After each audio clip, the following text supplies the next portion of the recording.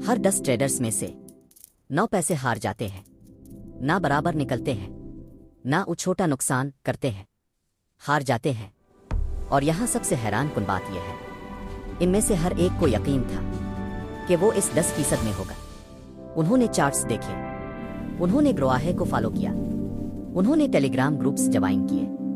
तो फिर गलती कहाँ हुई? क्या मार्केट धोखाधड़ी है? क्या ट्रेडर्स गलत खेल खेल रहे हैं? क्योंकि सच कुछ गैर आरामदेह है। ज्यादातर ट्रेडर्स इसलिए नहीं हारते कि वो बदकिस्मत होते हैं, वो इसलिए हारते हैं क्योंकि वो ये नहीं समझते कि ट्रेडिंग हकीकत में है क्या। और यही वो जगह है जहां बात दिलचस्प हो जाती है। चिल्लू सच बोलते हैं, ज्यादातर लोग ट्रेडिंग इसलिए शुरू नहीं करते कि उन्हें मार्केट स्ट्रक्चर से मोहब्बत होती है। वो इसलिए शुरू करते हैं क्योंकि वो क्या देखते हैं? तेज रफ्तार गाड़ियां, लग्जरी तर्ज़ जिंदगी, मुनाफा के स्क्रीनशॉट्स, एक दिन में $5000 कमाए, माली आज़ादी, कोई बात नहीं, सिर्फ एक लैपटॉप और वाईफाई।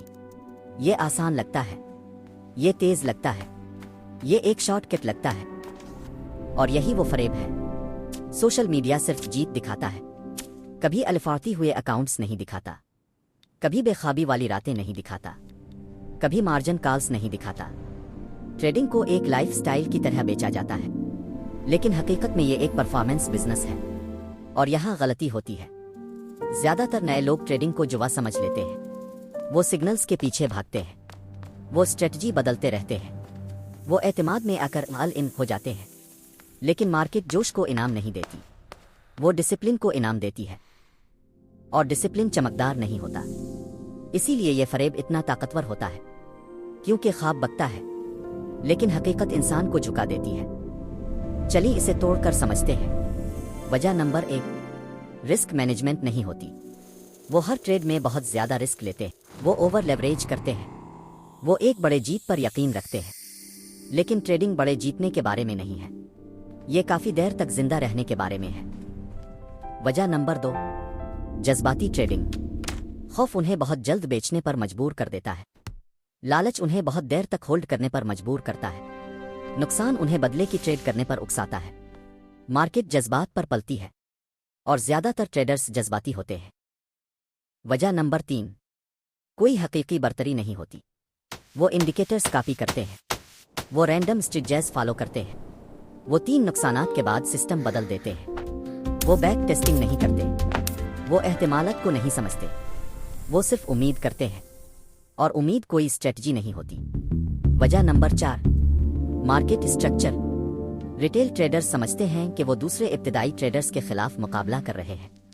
वो नहीं कर रहे, वो इदारों के खिलाफ मुकाबला कर रहे हैं। एल्गोरिथम्स, हाई फ्रीक्वेंसी सिस्टम्स, ऐसे लोग जिनके पास डेटा का फायदा होता है। स्मार्ट मनी रिटेल की तरह ट्रेड नहीं करती, और रिटेल को इसका एहसास नहीं होता। तो फिर क्या होता है? ओवर कॉन्फिडेंस वॉलेटिलिटी से टकराता है, और वॉलेटिलिटी जीत जाती है। अब असल मोड़ ये है, मार्केट कोई धोखा नहीं है, लेकिन ये बेरहम है। ये आपके बिल्लों की परवाह नहीं करती, ये आपके जज्बात की परवाह नहीं करती, ये आपके ख्वाबों की परवाह नहीं करती। ये नज़्म व ज़ब्त को इनाम देती है, सब्र को, रिस्क कंट्रोल को, और जज्बाती इस्तेहकाम को।